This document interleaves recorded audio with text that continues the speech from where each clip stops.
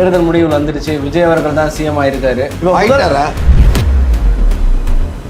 தொங்கு சட்டசபை வரக்கூடிய வாய்ப்பு இருக்குதுன்னு தான் நினைச்சேன். விஜய் தான் முதல் கட்சியா இருப்பாரு, சிஎம் கேண்டிடேட்டா அவருக்கு தான் வாய்ப்பு இருக்கு அப்படின்னு தான் நான்.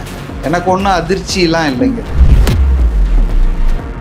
மதுரை, சென்னை, காஞ்சிபுரம், செங்கல்பட்டு, திருவள்ளூர் இங்கெல்லாம் கிடைச்சிருக்கிற வெற்றி ஏன் அவருக்கு விழுப்புரம், கடலூர்ல கிடைக்கல? இன்ஃபேக்ட் வட தமிழ்நாட்டில் போத் தலித் அண்ட் வன்னியர்ஸ் ரொம்ப பெரிய அளவில் அவருக்கு மைக்ரேட் ஆயிட்டாங்கன்றது தான் சொல்லப்பட்ட செய்தி. சபரீசனுடைய பெண் நிறுவனம் தான் மீடியாவை கம்ப்ளீட்டாக கபலீகரம் பண்ணிட்டு, எந்த அளவுக்குன்னா தலைப்புச் செய்தி ஹெட்லைன்ஸ் எதை போடணும், எந்த சப்ஜெக்ட்ல டிபேட் இன்னைக்கு சாயந்தரம் வைக்கணுன்றது உள்பட அவங்க செட் பண்ணாங்க. அதனால மீடியா விஜய்க்கு ஆதரவாகவும் இல்லை, விஜய்க்கு சாதகமாகவும் இல்லை, மக்களுக்கு உண்மையா இல்லை. கேம்பெயின் பண்ண அவர் அனுமதிக்காமல் தடைகள் பல போட்டு வெற்றியின் வீரியத்தை திமுக குறைச்சிடுச்சு. இல்லைன்னா இந்த வெற்றி இன்னும் பெருசா போயிருக்கும். விஜய்க்கு ஆதரவா தமிழ்நாட்டில் எந்த ஊடகமும் இல்லைங்க. பல நாளையிலிருந்து இந்த நிலைமை எப்படி இருக்கும்னு சொல்ல முடியாது. நேற்று வரையில் இல்லை, இன்று முதல் நாளையிலிருந்து எப்படி ஆகும்ன்றது ஐ கேனாட் பிரிடிக்ட். 75 வருஷ திமுக வரலாறு அது இதெல்லாம் இருக்கிறது. ஒரு சின்ன குழந்தைங்க டெபு முதல் தேர்தல்லையே அடி வாங்கியிருக்கீங்களே, 2 கட்சியும் லெப்ட்லயும் ரைட்லயும் வாங்கியிருக்காரு. இது அதிர்ச்சி தர வேணாம். துரைமுருகன் எப்படியாப்பட்ட தோல்வி, மன்னார்குடியில டிஆர்பி ராஜா எப்படியாப்பட்ட தோல்வி. அவர் தான் ஐடி விங் டிஎம்கே சீஃப். அவரே சீவிட்டாங்களே. வணக்கம். இன்னைக்கு நம்ம கூட அரசியல் விமர்சகர் சி.கே. மதிவாணன் அவர்கள் இருக்காரு. அவர் கூட தமிழக அரசியல் பற்றி பல்வேறு விஷயங்கள் பேச போகிறோம். வாங்க பேசலாம். சார் வணக்கம் சார். வணக்கம். எப்படி இருக்கீங்க சார்? கண்டிப்பாக சார். தேர்தல் முடிவு வந்துருச்சு. விஜய் அவர்கள் தான் சிஎம் ஆயிருக்காரு. இப்போ அவர் தான் சார் சிஎம் முடிவாயிருக்கு. கவர்னரே கேரளாலேருந்து வரலையேப்பா. இது ஆல்ரெடி அவர்கிட்ட பேசியிருக்காரு. இமெயிலாம் போட்டதா ஒரு தகவல் போயிட்டு இருக்கு. இன்னைக்கு இமெயில் போட்டிருக்காரு, எனக்கு ஒரு அவகாசம் கொடுங்க. ஆயிட்டாருன்னு அதிங்க. ஓகே, ஆக போறாருன்னு சொல்லுங்க. சிஎம் ஆக போறார். ஓகே, அவரு தான். இந்த எல்லாருக்குமே ரொம்ப அதிர்ச்சியா இருந்தது என்னன்னா, அதிர்ச்சி பிளஸ் ஆச்சரியமா இருந்ததுன்னா, இவ்வளவு பெரிய வெற்றி. முதல்ல விஜய் அவர்களோட வெற்றி எப்படி பாக்குறீங்க? ஏன்னா பல்வேறு நபர்கள் பார்த்தோம்னா அதிகபட்சமே 30 சீட் தான் கொடுத்துருந்தாங்க. எக்ஸிட் போல 30 தான் கொடுத்துருந்தாங்க. வாக்கு சதவீதமா ஒரு 15-20 தான் கொடுத்துருந்தாங்க. இன்னைக்கு எல்லாத்தையுமே மீறிட்டு அவர் கிட்டத்தட்ட 34% பிளஸ் 107 சீட்ஸ் வாங்கியிருக்காரு. எப்படி பாக்குறீங்க இந்த வெற்றியை? இது ஒரு நல்ல வெற்றி தான். பட் அதிசயத்தக்க வெற்றிலாம் ஒன்றும் இல்லை. நான் எதிர்பார்த்தது குறைஞ்சபட்சம் நான் அவர் முதல் கட்சியாக வருவார். மெஜாரிட்டி கிடைக்கிறது கொஞ்சம் ப்ராப்ளம் தான் இருக்கும். ஏன்னா மும்முனை போட்டியாக இருக்கிறதால, ஸ்டிஃபாக கண்டஸ்ட் இருக்கிறதால ஒரு தொங்கு சட்டசபை வரக்கூடிய வாய்ப்பு இருக்குதுன்னு தான் நான் நினச்சேன். பட் விஜய் தான் முதல் கட்சியாக இருப்பார், சிஎம் கேண்டிடேட்டாக அவருக்கு தான் வாய்ப்பு இருக்குது அப்படின்னு தான் நான். எனக்கு ஒன்றும் அதிர்ச்சியெல்லாம் இல்லைங்க இது. ஓகே, அது ஏன்னா மக்கள் மத்தியில் ஆட்சிக்கு இருந்த ஒரு கோபம், அவங்க ஆன்டி இன்கம்பன்சி, இதெல்லாம் மீடியா சரியாக காட்டல அல்லது மறைச்சாங்க மூடி. அதன் விளைவாக மற்ற எல்லாருமே என்ன நினைக்கிறாங்கன்னா, இது ஏதோ திடீர்னு ஃப்ரம் நோவேர் இந்த எதிர்ப்பு வந்துடுச்சு. அதெல்லாம் ஒன்றும் கிடையாது. மக்களிடம் இருந்த ஒரு அதிருப்தி, கோபம், இதுதான் வெளியே வந்திருக்கு. இது இருக்குதுன்றத ஊடகங்கள் 5 வருஷமா மறைச்சாங்க திட்டம் போட்டு. அது அதை மற்றவங்க என்ன நினைச்சிட்டாங்கன்னா, ராஜராஜ சோழன் நல்ல ஆட்சியை கொடுத்துட்ருக்கார், பொற்கால ஆட்சியை. அடுத்தது ராஜேந்திர சோழன் லைன்ல இருக்காரு, அவர் வருவார் அடுத்தது அப்படின்னு நினைச்சிட்டு இருந்தாங்க. பட் மக்கள் ரொம்ப கோபத்தில் இருக்காங்க இந்த ஆட்சியாளர்கள் மேல. இவங்களுடைய இந்த maladministration, misadministration, corruption மேலன்றது அது யதார்த்தமா நார்மலா நியூட்ரலா பார்த்தவங்களுக்கு எல்லாம் கரெக்டா தான் தெரியுதுங்க. அதனால அதிர்ச்சிலாம் ஒன்றும் கிடையாது. என்ன கேட்டா எப்படி அவர் இன்னும் கொஞ்சம் வாங்கி இருக்கலாம. அதுக்கு காரணம் அவர் டூர் ஒழுங்கா போகாததும், போக அனுமதிக்காததும் ரெண்டும் இருக்கு. அவரும் போல, அவர் எங்கெல்லாம் போல அங்கெல்லாம் சரியான தோல்வி ஆயிருக்கு பாருங்க. டிவிகே, விழுப்புரம், கடலூர் அங்கெல்லாம் அவருக்கு மற்ற இடங்களில் கிடைச்ச வெற்றி இப்போ கோயம்புத்தூர், திருப்பூர், மதுரை, சென்னை, காஞ்சிபுரம், செங்கல்பட்டு, திருவள்ளூர் இங்கெல்லாம் கிடைச்சிருக்கிற வெற்றி ஏன் அவருக்கு விழுப்புரம், கடலூரில் கிடைக்கல? இன்ஃபேக்ட்டு வட தமிழ்நாட்டில் வந்து போத் தலித் அண்ட் வன்னியர்ஸ் வந்து ரொம்ப பெரிய அளவில் அவருக்கு மைக்ரேட் ஆகிட்டாங்கன்றது தான் சொல்லப்பட்ட செய்தி. நம்மளும் பார்த்தோம் விக்கிரவாண்டி மாநாடு எந்த அளவுக்கு மேசிவாக இருந்தது. ஆனால் அந்த விக்கிரவாண்டியிலே கூட ஜெயிக்கலையே. ஸோ அது காரணம் என்னன்னு சொன்னால், ஒன்று அவர் வந்து கேம்பெயின் பண்ணாமல் விட்டது, ரெண்டாவது வந்து இந்த கேம்பெயின் பண்ண அவர் அனுமதிக்காமல் தடைகள் பல போட்டு, அதாவது வெற்றியின் வீரியத்தை திமுக குறைச்சிடுச்சு. இல்லைன்னா இந்த வெற்றி இன்னும் பெருசாக போயிருக்கும், மேசிவாக இருந்திருக்கும். ஓகே, அதுதான். அப்போ ஒழுங்காக பிரச்சாரம் பண்ணியிருந்தா இன்னும் வாக்குகள் வாங்கியிருக்கலாமா? இல்லை அதில் தான் சொல்கிறேன், பிரச்சாரம் இவர் பண்ணாததும் இவரை பண்ண வைக்காததும் ரெண்டும் ஈக்குவலாக இருக்கு. இப்போ இதில் வந்து எது முக்கியம்னு நான் சொல்ல முடியல. ஏன்னா இப்போ உதாரணத்துக்கு அவங்க ஒரு இடத்துல கடலூருக்கு பர்மிஷன் கேட்குறாங்க. நாளைக்கு மீட்டிங்னா இன்னைக்கு நைட்டு 12 மணிக்கு தான் அந்த பர்மிஷனை கொடுக்குறாங்க. பர்மிஷன் கொடுத்து அதை வாங்கி பார்த்தா அதில் ஒரு 102 கண்டிஷன் இருக்கு. அந்த 102 கண்டிஷனை நீங்க செயல்படுத்தணும்னா அதுக்கு ஒரு 2 நாள் தேவை இருக்கும். அப்புறம் எப்படி நாளைக்கு மறுநாள் வந்து நீங்க போய் அந்த நிகழ்ச்சி நடத்த முடியும்? அப்போ அனுமதி கிடைச்சும் உங்களால நடத்த முடியாத பண்ணிட்டாங்க. ஸோ அதனால நீங்க அதை கேன்சல் பண்றீங்க. ஆனா வெளியே எப்படி நியூஸ் போகுதுன்னா, பாருங்க நாங்க அனுமதி கொடுத்தோம், அவர் வந்து நடத்த மாட்டேன்றாருன்னு நியூஸ் வெளியே போகுது. ஏன்னா மீடியா வந்து ரொம்ப டோட்டலா வந்து ஒன் சைடடா போச்சு, நியூட்ரலாவே ரிப்போர்ட்டிங்ல.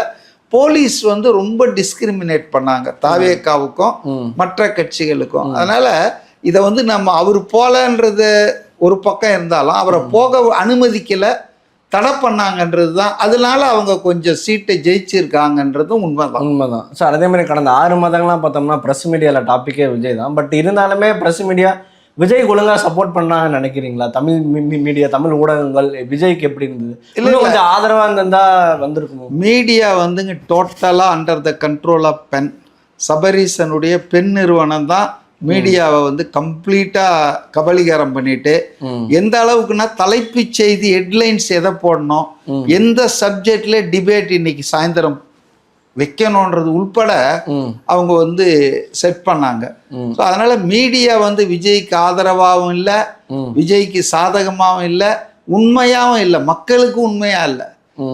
மீடியான்றது வந்து இட் ஷுட் ரிப்போர்ட் ஃபெய்த்ஃபுல்லி இல்லை, இட் ஷுட் கொஸ்டின் த, அதாவது பவரில் தான் கொஸ்டின் பண்ணணும். யார் பவரில் இருக்காங்களோ, ஆட்சியில் இருக்காங்களோ அவங்கள தான் கேள்விக்குள்ளாக்கணும், மக்களுக்காகத்தான் கேள்வி கேட்கணும்.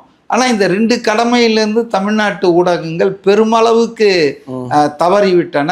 அதுக்கு காரணம் இந்த திமுகவினுடைய இந்த அரேஞ்ச்மெண்ட்டு தான். பட் சமூக ஊடகங்கள் ஓரளவுக்கு அதை மேனேஜ் பண்ணணும், ஈடுகட்டணும். இப்போ சமூக ஊடகங்கள் வந்து இந்த அளவுக்கு ஒரு நபராலேயோ ஒரு கட்சியாலேயோ கண்ட்ரோல் பண்ண முடியாது இருந்தது. ரெண்டாவது வந்து தாவேகாவுடைய சமூக ஊடகம் என்பது அந்த வர்ச்சுவல் வாரியர்ஸ்ன்றாங்களா, அது ரொம்ப ஸ்ட்ராங்கு, ரொம்ப டேலண்டட். அதனால ஓரளவுக்கு இந்த மீடியாவுடைய ஒன் சைடடை ஆக்சுவலாக இவங்க வென்றுட்டாங்கன்னு தான் அர்த்தம். இந்த ஒன் சைடட் வார வர்ச்சுவல் வாரியர்ஸ் மூலம் அந்த சோசியல் மீடியாவில் அவங்க வந்து உண்மைகளை நிறைய சொல்ல ஆரம்பித்தாங்க. ஸோ அதனால் மீடியா வந்து அவங்களுக்கு ஆதரவாக இல்லை. ஆனால் நீங்கள் கேட்கலாம், அவர் கேட்டை திறக்கிறதுலேருந்து அவர் எல்லாம் பண்ண, அது அவங்களுடைய ஓன் இன்ட்ரெஸ்ட்காக, டிஆர்பி ரேட்டிங். ஏங்க கடுமையாக காடு போடுற, கடுமையாக விமர்சனம் வைக்கிற சன் டிவியை டக்குன்னு அதை காட்டுறான். ஏன் காட்டுறான்னா, மற்றவங்கெல்லாம் காட்டும்போது அவன் காட்டலைன்னா அவனுடைய டிஆர்பி ரேட்டிங் கீழே விழுது. அப்போ அது செய்யறது கூட தங்கள் பிஸ்னஸை பரப்புகிறதுக்கு, விளம்பரங்களை வர வைக்கிறதுக்கு தவிர்த்த, மற்றபடி விஜய்க்கு ஆதரவாக தமிழ்நாட்டில் எந்த ஊடகமும் இல்லைங்க. எழுதி தருவேன் நான். ஓகே, அது அப்படிதான் பார்க்க வேண்டியது சார். அடுத்தபடியா சார், இப்போ தமிழ்நாடு முழுக்கவே வாக்கு வித்தியாசம் பார்த்தோம்னா பல நாளையிலேருந்து இந்த நிலைமை எப்படி இருக்கும்னு சொல்ல முடியாது. நேற்று வரையில் இல்லை, இன்று முதல் நாளையிலிருந்து எப்படி ஆகும்ன்றது I cannot predict. Okay sir, அதே மாதிரி பார்த்தோம்னா வாக்கு வித்தியாசங்கள் பார்த்தோம்னா பல தொகுதிகளில் ஒரு 1000 வாக்கு வித்தியாசங்கள் தான் இருக்கு. ஒரு தொகுதியில் பார்த்தோம்னா ஒரு ஓட்டுல ஒருத்தர், அதாங்க பெரிய அமைச்சர், திமுகவின் பழைய அமைச்சர், முன்னாள் அமைச்சர், அவர் ஒரே ஒரு வாக்குல தோத்துருக்கிறாரு. ஆனா பட் இதுதானே ஜனநாயகம். யாருக்கு பெரும்பான்மை என்பது ஒரு வாக்குல வந்தாலும் அவருக்கு தானே அதிகம். கண்டிப்பா. ஸோ அதனால அவர் ஜெயிச்சதை அறிவிச்சிருக்காங்க தாவேகாங்க. ஸோ அதனால தோத்தவருக்கு ரொம்ப மன உளைச்சலா இருக்கும், அது வேற விஷயம். பட்டு விக்டரி இஸ் ஏ விக்டரி. ஒரு ஓட்டா இருந்தான்னா 100 ஓட்டா என்ன, இல்லை 1000 ஓட்டா இருந்தா சார், வாக்கு வித்தியாசம் பார்க்கும்போது தான் எனக்கு ஒரு விஷயம் ஞாபகம் வருது. இன்னைக்கு காலையில் ஸ்டாலின் சார் வந்து அவருடைய எக்ஸ் வலைத்தள பக்கத்தில் ஒரு மக்களுக்காக ஒன்று சொல்லியிருக்காரு. என்ன சொல்றாரு? ஒன்றும் இல்லை, ஒழுங்கா இருங்கன்றாரு. இல்லை சார், திமுக பார்க்காத என்ன போல நம்பி கெட்டிடாதீங்கன்றாரு. இல்லை சார், நாங்கள் பார்க்காத வெற்றியும் இல்லை தோல்வியும் இல்லை, அது இவர் சொல்றாரு. உதயநிதி அவரை என்ன, ஏன்னா அவர் ஒரு 70 வயசு ஆளு, அவர் ஒரு 50 வருஷம் அரசியல்ல இருந்திருக்காரு.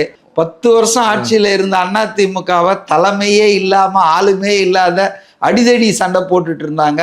அவங்கள இவங்க எத்தனை பர்சன்ட் ஓட்டுல தோக்கடிச்சாங்க? 1.5% ஒரு 3ன்னு நினைக்கிறேன், அவ்வளவுதான்.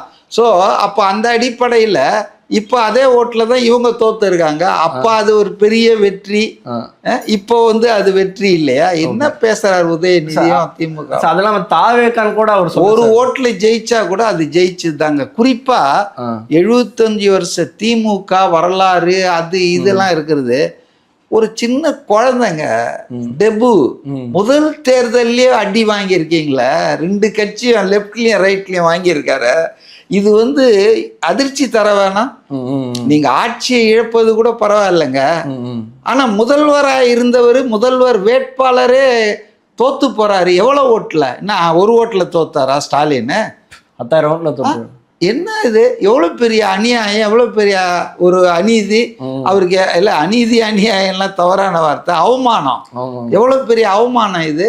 இவர் இதெல்லாம் வந்து பேசிட்டு அப்புறம் நாங்க 3 தான் எங்களுக்கு அவங்களுக்கெல்லாம். எத்தனை மந்திரிங்க ஜெயிச்சாங்க இவங்க மந்திரி சபையில? 2 பேர் தான். 2 பேர் இல்ல, சேகர்பாபு. அந்த குன்னத்துல வந்து சிவசங்கர் ஜெயிச்சிருக்காரு, ரகுபதி ஜெயிச்சிருக்காரு எனக்கு தெரிஞ்சு. சேகர்பாபு சென்னையில சொல்றீங்க நீங்க. சேகர்பாபு அண்ட் உதயநிதி தோல்வி. இந்த இல்ல, சிவசங்கர் குன்னத்துல அரியலூர் மாவட்டத்திலயும் புதுக்கோட்டை மாவட்டத்துல ஜெயிச்சிருக்காங்க. துரைமுருகன் எப்படியாப்பட்ட தோல்வி, மன்னார்குடியில டிஆர்பி ராஜா எப்படியாப்பட்ட தோல்வி. அவர் தான் ஐடி விங் டிஎம்கே சீப், அவரே சீவிட்டாங்களே, புரியுதுங்களா? அதனால அமைச்சர்கள், முதலமைச்சர் உள்பட அமைச்சர்கள் இப்படி வந்து ஒரு தேர்தலில் தோற்பது என்பது இந்த ஆட்சியின் லட்சணத்தை எல்லாம் காட்டுது. அதனால இந்த அழகுல வந்து சதவீத கணக்கெல்லாம் இப்ப பேசுறதெல்லாம் அடுக்குமாங்க. 210 தொகுதியில நாங்க ஜெயிப்போம். நாங்க முதல்வர் ஒரு கட்டத்துல 234லயுமே நாங்க ஜெயிச்சிரும் போல இருக்குதுன்னு புதுக்கோட்டையில பேசினாரு. சேகர்பாபு இதெல்லாம் மிஞ்சிட்டாரு. 226லாம் இல்லப்பா, 31 36லாம் நாங்க தானாரு. இப்ப இதெல்லாம் பேசிட்டு இன்னைக்கு தோத்த உடனே வாக்கு சதவீதம் கம்மியா இருக்குதுன்னு பேசுறீங்களா? 2.0 என்ன ஆச்சு? ஓ ஆயிடுச்சு இல்ல திராவிட மாடல். அதனால தோல்வி ஒத்துக்கணும். Yes, we have been defeated. நாங்கள் மக்கள் எங்கள் ஆட்சியை விரும்பலை, எங்கள் ஆட்சியில் வந்து அவங்க வந்து மகிழ்ச்சியில் இல்லை என்பது ஒத்துக்கிட்டு மக்கள் தீர்ப்பே மகேசன் தீர்ப்பு அப்படின்ட்டு போனா சிக்கல் இல்லை. ஆனால் இந்த கணக்கை சொல்றது, இது யாரை ஏமாத்துறதுக்கு இந்த கணக்கெல்லாம், சதவீத கணக்கெல்லாம் சொல்றது. கீழே விழுந்தாலும் மீசையில மண் ஓட்டலன்னு தெரியுங்களா? அந்த மாதிரி திமுக காரங்க எப்பவுமே இதான் சொல்லுவாங்க. இது அவங்களுடைய வழக்கம், பாணி. அதே மாதிரி அவர் தாவேக்கான்ற பேரே அவர் சொல்லல. அந்த இன்னைக்கு காலையில சொன்னார். ஐயோ, அவர் சொல்லனா உலகம் பூரா பேசிட்டு இருக்காரு. இல்ல சார், அவர் என்ன சொல்றாருன்னா, கூடுதலாக பெற்ற கட்சிகள்னு சொல்றாரு. கூடுதலாக பெற்ற கட்சிகள்லாம் அதாங்க அவங்க வந்துங்க, அவங்க இந்த பூனை கண்ணை முடிக்கினா பூலோகம் இருந்துடும். உலகமே பேசிட்டு இருக்குங்க. ஒரு கட்சி இந்தியாவிலேயே இப்படி ஒரு டெபுல வந்து இவ்வளோ சீட்டு அடிச்சு ஆளுங்கட்சி ஆண்ட கட்சியெல்லாம் லெஃப்ட் ஹேண்ட்லேயும் ரைட் ஹேண்ட்லேயும் டீல் பண்ணுது ரொம்ப புதுமையான விஷயங்க. ஓகே, அதனால பேர் சொல்லனா என்ன, இவர் பேர் சொல்லனா அது இருக்கிறது இல்லாமல் போயிடுமா? இவ்வளோ நேரம் இன்டர்வியூ ரொம்ப நல்லா இருந்துச்சு. இதே மாதிரி இன்னொரு பெட்டியில் சந்திப்போம். நன்றி சார்.